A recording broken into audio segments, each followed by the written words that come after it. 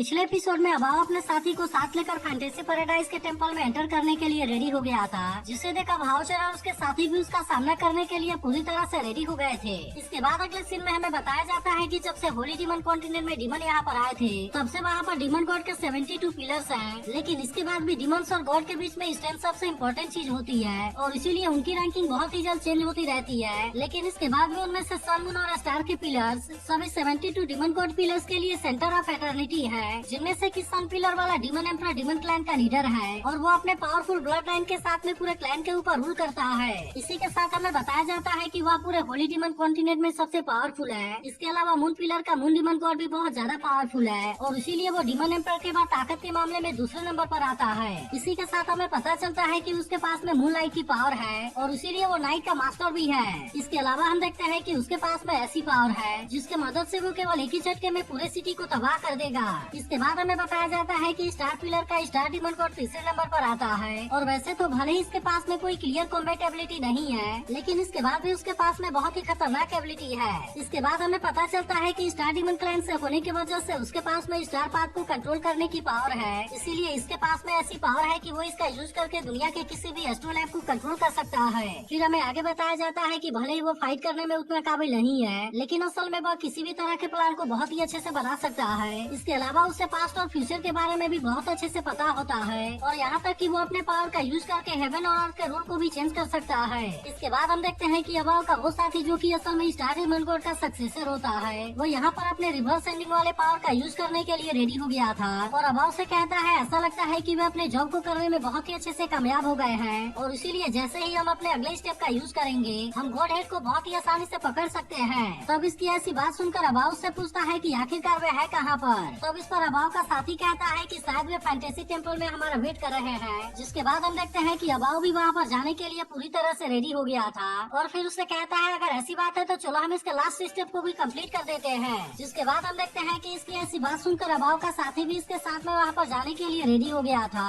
और अब इस तरह से वे दोनों एक साथ में वहाँ पर जाने लगे थे। लेकिन असल में इनको कुछ भी पता नहीं होता कि आखिरकार वहाँ पर इनके साथ में क्या होगा और फिर वे जैसे ही यहाँ पर आते हैं वे पूरी तरह से हैरान हो जाते हैं, क्योंकि प्रिंसेस लिंग सियाओ को जख्मी हालत में लेकर यहाँ पर बैठी होती है। लेकिन इसे देखते ही अभाव इस बात से काफी परेशान हो जाता है और फिर वो दौड़ते हुए तुरंत उसके तरफ में जाने लगा था। लेकिन तभी प्रिंसेस सुई उसे रोकने के लिए कोशिश करती है और उसे बताती है कि असल में यहाँ पर एक ट्रैप लगा हुआ है। तभी इसी बीच हम देखते हैं कि शायर अपने क्लोन पावर का यूज करके इनके ऊपर अटैक करने के लिए रेडी हो गई थी। लेकिन यह देखते ही अभाव का साथी तुरंत यहाँ पर एक बैरियर को क्रिएट कर देता है, जिसके वजह से शायर जब अपने पावर का यूज करके इनके ऊपर अटैक करने की कोशिश करती है, तब उसके पावर का इनके ऊपर कोई भी असर नहीं होता। लेकिन इसके बाद भी हम देखते हैं कि शायर इनको इतने आसानी से यहाँ से आगे नहीं जाने देने वाली थी और फिर वो तुरंत ही अपने हेल्प फ्लावर वाले पावर का यूज करके इनके ऊपर अटैक करने लगती है। अब इसके वजह से हम देखते हैं कि इनका बैरियर इसके पावर के सामने ज्यादा समय तक नहीं टिक पाता और इस तरह से शायर अपने पावर का यूज करके इनके बैरियर को डिस्ट्रॉय करने में कामयाब हो गई थी।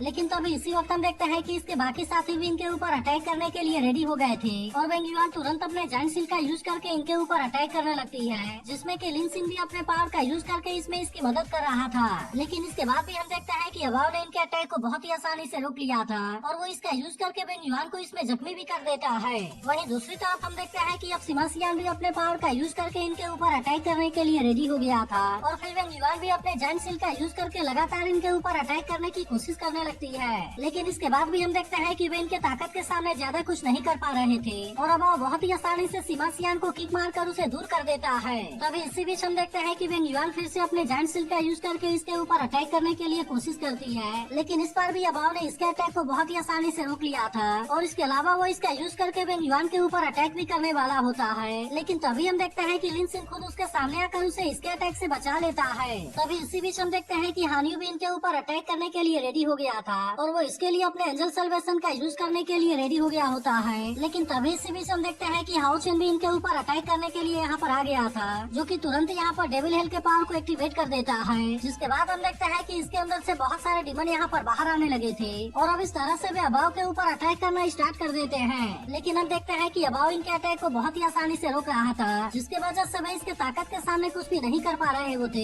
और अभाव बहुत ही आसानी से इनको एक एक करके मार रहा होता है। तब इसे देख हाओ चेन भी समझ जाता है कि अब उसे खुद उसके साथ में जाकर उसके साथ फाइट करना होगा और इसीलिए वो तुरंत अपने स्वॉर्ड को लेकर इसके ऊपर अटैक करने आ जाता है। लेकिन हम देखते हैं कि अभाव इसके अटैक से खुद को बहुत ही आसानी से बचा रहा होता है, जिसके वजह से हाओचेन इसमें इसका कुछ भी नहीं कर पाता। और इसके अलावा भी अब बाकी टीमन के साथ में बहुत ही शानदार तरीके से फाइट कर रहा होता है। लेकिन इसके बाद भी हम देखते हैं कि हाओचेन इतने आसानी से इसके सामने हार मानने वाला नहीं होता, और इसीलिए वो तुरंत फिर से अपने पावर का यूज करके इसके ऊपर अटैक करने के लिए आ जाता है। जिसके बाद हम देखते हैं कि अबाव ने इसके तलवार को अपने हाथ से बहुत ही आसानी से पकड़ लिया था, और फिर उससे कहने लगता है कि तुम अपने इस तरह के यूजलेस स्किल का यूज करके मेरे साथ में फाइट करना चाहते हो, लेकिन क्या सच में तुम्हें लगता है कि तुम इस तरह से मेरा सामना कर पाओगे? अब इतनी बात कहने के बाद वो अपने शानदारपन से अटैक करके इसे दूर कर देता है। लेकिन अब इस पर हाओचेन उससे कहता है, मुझे बहुत अच्छे से पता है कि मैं इस तरह से तुम्हारा सामना नहीं कर पाऊंगा, क्योंकि असल में मैं तो तुम्हें वहाँ पर कुछ समय के लिए किसी भी तरह से रोकना चाहता था। तभी अचानक से हम देखते हैं कि हाओचेन यहाँ पर एक फॉर्मेशन को एक्टिवेट कर देता है, जिसे देख प्रिंसेस यू से केयरफुल हो जाने के लिए कहती है। लेकिन तभी शहर अचानक से इसके ऊपर अटैक करते हुए कहती है कि अब मुझे तुम्हारी कोई जरूरत नहीं है। वहीं दूसरी तरफ हम देखते हैं कि हाओचेन इनको इस फॉर्मेशन में कैद करने के लिए पूरी तरह से रेडी हो गया था, और इसके बाद वो तुरंत अपने पावर का यूज करके बाकी सभी टेम्पल के एनर्जी कोर को एक्टिवेट कर देता है। इसके अलावा हम देखते हैं कि बाकी लोग भी अपने अपने पास वाले पावर का यूज करने लगे थे, और इस तरह से भी इस फॉर्मेशन को पूरी तरह से एक्टिवेट कर देते हैं। वहीं दूसरी तरफ हम देखते हैं कि हाओचेन यहाँ पर लो पावर का भी यूज करने लगता है, जिसके वजह से वे दोनों अब इस पावर के सामने कुछ भी नहीं कर पाते। और फिर हाओचेन इनसे कहने लगता है कि इस 4 एलिफेंट फॉर्मेशन में पूरे फैंटेसी पैराडाइज के लॉ की पावर है, जिसके वजह से अब तुम इसे किसी भी तरह से तोड़ नहीं पाओगे। तब इसके बारे में सुनकर अबाव गुस्सा होते हुए उससे कहता है कि मैं तुम्हें मार दूंगा। तब इस पर हाओचेन उससे कहता है कि अब तुम इस फॉर्मेशन के सामने कुछ भी नहीं कर पाओगे, क्योंकि यह फॉर्मेशन तुम्हारे सारे एबिलिटी को धीरे धीरे करके एब्जॉर्ब कर लेगा, और इस तरह से तुम दोनों भी यहाँ पर पूरी तरह से यूजलेस हो जाओगे। वहीं दूसरी तरफ हम देखते हैं कि इसके वजह से अबाव का साथी काफी परेशान होने लगा था, और कहने लगता है कि मेरे प्लान के अनुसार वे चारों मेजर टेम्पल डिस्ट्रॉय नहीं हुए। इसके अलावा हमारे साथ वाले बाकी सक्सेसर भी यहाँ पर मारे गए, क्योंकि असल में उन सभी की पावर को उनसे अलग कर दिया गया था, और इसीलिए ऐसा लगता है कि उनके साथ जो भी हुआ केवल तुम ही कर सकते हो। इसके बाद हम देखते हैं कि वो इसके लिए काफी गुस्सा भी होने लगा था, और कहने लगता है कि तुम अपने पास वाले लो पावर का यूज करके हमें हराना चाहते हो। लेकिन तभी इसी बीच हम देखते हैं कि गॉड हेड भी अपना बदला लेने के लिए यहाँ पर आ जाती है, और कहने लगती है कि तुम्हारे ऊपर जिस लो पावर का यूज किया गया है वो असल में बाकी सभी सक्सेसर के ऊपर यूज किए गए पावर से लगभग 100 गुना ज्यादा है। इसके बाद हम देखते हैं कि वो अपने पावर का यूज करके इनको टॉर्चर करने लगती है, और कहने लगती है कि तुम आज यहाँ पर जरूर मारे जाओगे। लेकिन तभी इसी वक्त हम देखते हैं कि हाओचेन को इसके बारे में चिंता होने लगती है, और फिर उससे कहता है कि मैंने तो आपको बाहर आने से मना किया था। तब इसकी ऐसी बात सुनकर गॉड हेड कहने लगती है कि वे तो बिना मतलब के फैंटेसी पैराडाइज को डिस्ट्रॉय करना चाहते थे। इसके अलावा इन्होंने यहाँ के सारे लिविंग क्रिएचर को भी मार दिया, और इसीलिए मैं नेचर गॉडेस के भी यहाँ पर खुद इनके साथ में जजमेंट करना चाहती हूँ। अब इतनी बात करने के बाद हम देखते हैं कि वो अपने पावर का यूज करके इनको और भी बुरे तरीके से टॉर्चर करने लगती है, ताकि इस तरह से वो इनको बहुत ही अच्छे से यहाँ पर सबक सिखा सके। लेकिन तभी हमें पता चलता है कि यह सब तो असल में इनका ही प्लान था, और फिर अबाव कहने लगता है कि फाइनली अब तुम यहाँ पर आ गई। इसके बाद हम देखते हैं कि अबाव का साथी तुरंत अपने पावर का यूज करने लगता है, जिसके वजह से ये लोग अपने फॉर्मेशन के पावर का यूज करके इनका कुछ भी नहीं कर पाते, क्योंकि अबाव का साथी यहाँ पर अपने लो रिवर्सल वाले पावर का यूज करने लगा था, और अब इस तरह से वो अपने इस पावर का यूज करके यहाँ के सारे पावर को रिवर्स कर देता है। अब इसके वजह से हम देखते हैं कि वे सब इस बात से काफी परेशान होने लगे थे, और कहने लगते हैं कि अचानक से यहाँ पर हमारे साथ में क्या होने लगा। वहीं दूसरी तरफ हम देखते हैं कि खुद गॉड हेड भी इस बात से पूरी तरह हैरान हो गई होती है, और कहने लगती है कि अचानक से फैंटेसी पैराडाइज का रूल कैसे चेंज हो गया। लेकिन इसके बाद हम देखते हैं कि वे इसे सही करने के लिए कुछ भी नहीं कर पाते, और अब इस तरह से उन दोनों ने खुद को बहुत ही आसानी से आजाद करा लिया था। फिर अबाव का साथी उसे कहता है कि अब हमारा आखिरी स्टेप ही कंप्लीट हो चुका है, और इसीलिए अब से पूरा फैंटेसी पैराडाइज आपके कंट्रोल में है। इसके बाद हम देखते हैं कि वो अपने पावर का यूज करके इनको बहुत ही आसानी से कैद करने लगा था, और कहता है कि अब तो गॉड हेड भी आपके कंट्रोल में होगी। तभी इसी बीच हम देखते हैं कि वे अपने पावर का यूज करके शहर को भी कैद करना चाहते थे, जिसे देखते ही शहर उसे बचाने के लिए उसके सामने आ जाता है, और अब इस तरह से वो इस अटैक से खुद को भी बचाने के लिए कोशिश करने लगा था। लेकिन तभी से देखा भाव कहने लगता है कि अब तुम इसके पावर के सामने कुछ भी नहीं कर पाओगे, और अब मैं तुम्हें बताऊंगा कि लो का असली पावर क्या होता है। अब इस तरह से हम देखते हैं कि उसने अपने पावर का यूज करके इन सभी को कैद कर लिया था, और अभाव का साथी अपने रिवर्स लो के पावर का यूज करके इनके एनर्जी को एब्जॉर्ब करने लगता है। लेकिन इसके बाद हम देखते हैं कि वे चाहकर भी इसके सामने कुछ नहीं कर पा रहे थे, और तभी अभाव का साथी विन्युआन के ऊपर अटैक करके उसे दूर फेंक देता है। लेकिन अब इसके वजह से हम देखते हैं कि गॉड हेड भी इस बात से काफी परेशान होने लगी थी, और फिर कहने लगती है कि आखिरकार ऐसा कैसे हो सकता है, और तुम फैंटेसी पैराडाइज के लो को रिवर्स करके इसे अपना कैसे बना सकते हो। तब इस पर अभाव का साथी उसे कहता है कि तुमने हमें कैद करने के लिए अपने 4 एलिफेंट फॉर्मेशन को सेटअप किया था, इसीलिए हमने भी लो को रिवर्स करने के लिए एक फॉर्मेशन को यहाँ पर सेटअप किया था, और फिर हमें पता चलता है कि वो अलग अलग जगह पर अपने जिस पावर का यूज कर रहा था, असल में वो इस तरह से अपने फॉर्मेशन को सेटअप कर रहा था होगा। लेकिन इसकी ऐसी बात सुनकर गॉड हेड भी इससे काफी परेशान होने लगती है और कहने लगती है कि तुमने यहाँ पर लोगों को रिवर्स करने के लिए फॉर्मेशन को सेटअप किया, लेकिन आखिरकार इसके बाद भी मुझे इसके बारे में पता क्यों नहीं चला। तभी हाओ चेन अब और उसके साथी से कहने लगता है कि तुमने बाकी सक्सेसर का यूज करके बाकी 4 टेम्पल को डिस्ट्रॉय करने के लिए भेज दिया, लेकिन असल में इसके पीछे तुम्हारा तो कोई दूसरा पर्पस था, क्योंकि तुम सभी टेम्पल के ऊपर अटैक करके हमें डिस्ट्रैक्ट करना चाहते थे ताकि इस तरह से तुम यहाँ पर अपने रिवर्सल फॉर्मेशन को बहुत ही आसानी से सेटअप कर सको। लेकिन इसके बाद भी अगर तुमने फैंटेसी पैराडाइज के लोकेशन के बारे में पहले से ही कैलकुलेट कर लिया था, तभी तुम्हें ऐसा करने के लिए बहुत सारे एफर्ट करना पड़ेगा और इसीलिए इसका सीधा मतलब है कि तुम असल में इस तरह से गॉड हेड को सामने लाना चाहते थे। जिसके बाद हम देखते हैं कि इसके बारे में जानकर गॉड हेड भी खुद इस बात से हैरान हो जाती है और फिर अब हाओ चेन की तारीफ करते हुए कहता है कि तुम तो हमारे प्लान के बारे में बहुत ही आसानी से समझ गए। इसके बाद वो कहने लगता है कि वैसे तो हमें गॉड हेड के लोकेशन के बारे में बिल्कुल भी पता नहीं था, लेकिन अब तुमने हमारे सामने आकर बहुत बड़ी गलती कर दी।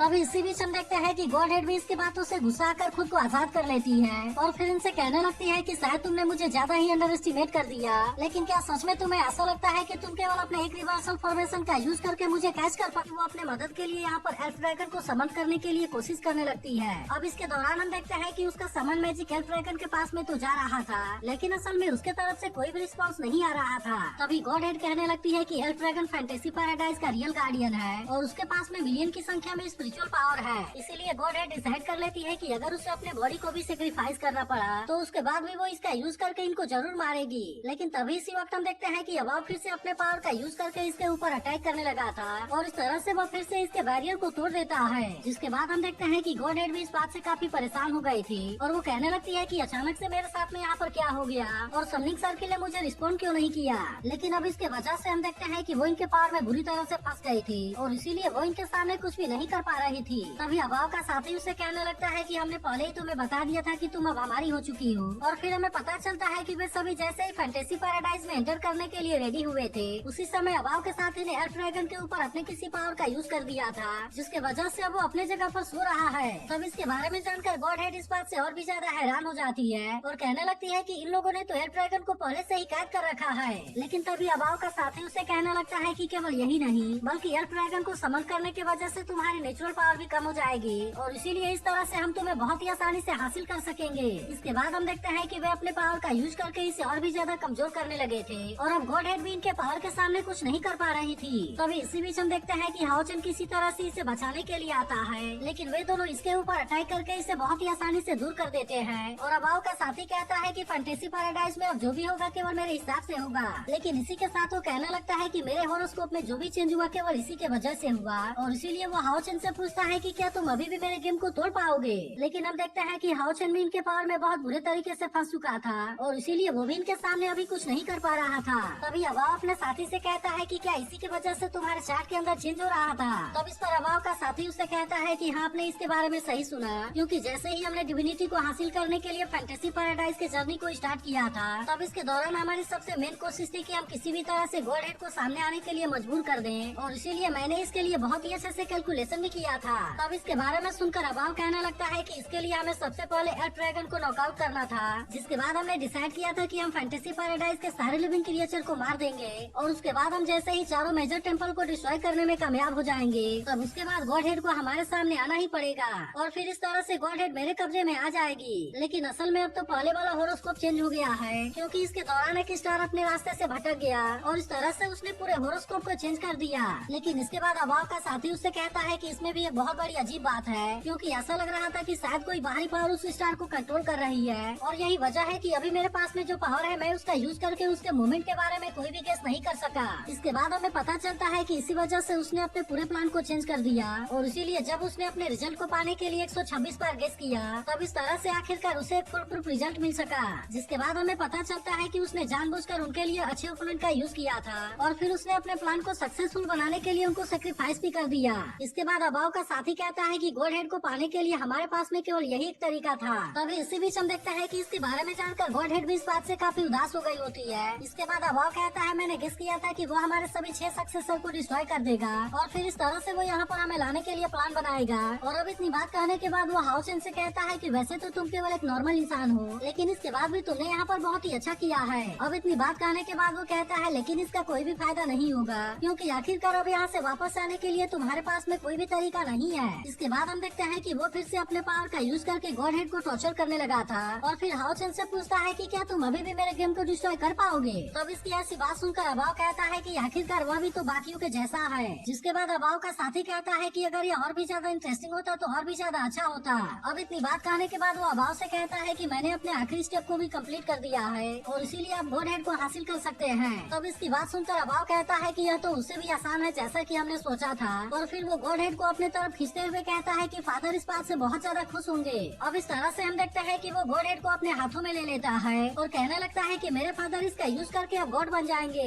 वहीं दूसरी तरफ हम देखते हैं कि डीमन एम्पर भी स्टार डीमन गॉड के साथ में होता है और वो स्टार डीमन गॉड से पूछता है कि वहाँ की सिचुएशन कैसी है। तब इसकी बात सुनकर स्टार डीमन गॉड उससे कहता है कि मैंने तो सारी चीजों को बहुत ही अच्छे से प्लान किया है, लेकिन हम डिविनिटी को हासिल करने में कामयाब हो पाएंगे या नहीं हो पाएंगे अब यह चीज तो पूरी तरह से आपके ऊपर है। जिसके बाद हम देखते हैं कि इसकी ऐसी बात सुनकर डीमन एम्पर भी मुस्कुराने लगा था। वहीं दूसरी तरफ हम देखते हैं कि अबाव ने गॉड हेड के गर्दन को पकड़ लिया होता है, लेकिन तभी अचानक से हमें पता चलता है कि यह तो असल में हाओ चेन है और वो अबाव से कहता है मुझे शुरुआत से ही पता था कि तुम्हारा सेल्फ स्टैंडर्ड गॉड हेड है और इसीलिए मैंने उसे ऐसे जगह पर छुपा दिया था जहाँ से कि तुम उसे कभी भी न खोज सको। इसके बाद हम देखते हैं कि वो यहाँ पर अपने इटर्नल टावर वाले पावर का यूज करने लगा था, जिसके वजह से अब इसके पावर के सामने कुछ भी नहीं कर पाते और फिर आखिरकार हाओ चेन इनके सामने अपने असली रूप में आ जाता है। लेकिन वहीं दूसरी तरफ हम देखते हैं कि अबाव इसके ऐसे पावर को देख पूरी तरह से हैरान हो गया था और फिर वो कहने लगता है कि यह पावर तो असल में लॉ से भी ऊपर की है और वही गॉड हेड भी अपने असली रूप में आते हुए कहती है कि मैं इसे ज्यादा देर के लिए नहीं रोक पाऊंगी। तब इसकी ऐसी बात सुनकर हाओ चेन उससे कहता है कि अब तुम्हें किसी भी चीज के बारे में टेंशन लेने की जरूरत नहीं है, क्योंकि अब यहाँ का सब कुछ मेरे कंट्रोल में है। लेकिन वहीं उधर अबाव और उसके साथी को अभी भी समझ में नहीं आ रहा था कि इनके साथ में क्या हो रहा है। जिसके बाद हाओ चेन इनसे कहता है कि शायद तुम्हें एक और बार गेस करना चाहिए और अब मैं तुम्हें बताता हूँ कि अर्न में एंटर करने का असली मतलब क्या होता है। इसके बाद हम देखते हैं कि वो इन दोनों को इटर्नल टावर के अंदर लेकर आ गया था और यहाँ पर इसने इन दोनों को कैद भी कर दिया होता है। लेकिन यहाँ पर बहुत सारे डेड्स और इनके ऊपर अटैक करने के लिए कोशिश करने लगे थे और तभी इलेक्ट्रोलक्स भी इनके सामने आते हुए कहता है कि मेरे सक्सेसर को ऑफेंड करने की तुम्हारी हिम्मत कैसे हो गई। इसके बाद वो इनसे कहता है कि यहाँ के 16 तुम्हें धीरे धीरे करके खत्म कर देंगे और फिर उसके बाद यहाँ पर तुम हमेशा के लिए सो जाओगे और कभी भी तुम यहाँ से भागने में कामयाब नहीं हो पाओगे। जिसके बाद हम देखते हैं कि इसके बारे में सुनकर अबाव का साथी इस बात से काफी परेशान हो गया था और फिर वो कहने लगता है कि शायद मैं इसी वजह से हाओ चेन के हॉरोस्कोप को गेस नहीं कर सका और अब ऐसा लगता है कि इतनी मेहनत करने के बाद भी हम यहाँ से किसी भी चीज को हासिल नहीं कर सकेंगे। इसी के साथ वो कहने लगता है कि शायद यही पावर उसे हर समय प्रोटेक्ट कर रही थी और फिर वो हैरान होते हुए कहता है कि यह तो किसी हायर लेवल वाली एग्जिस्टेंस है। लेकिन अब उसे समझ में आ गया था कि वे इलेक्ट्रोलक्स के पावर के सामने कुछ भी नहीं कर पाएंगे और अब इस तरह से वे इसमें बहुत ही बुरे तरीके से फंसे हुए थे। वहीं दूसरी तरफ हम देखते हैं कि गॉड हेड हाओ चेन के इस चालाकी से काफी खुश हो गई थी और फिर वो इसके लिए उसे थैंक यू भी कहती है। तभी सीमा सियान और लिन सिन भी खुश होते हुए कहने लगते हैं कि हमने तो डीमन एम्पर के सक्सेसर को भी हरा दिया और इसीलिए इसका मतलब है कि हमारा लीडर तो सच में बहुत ही ग्रेट है।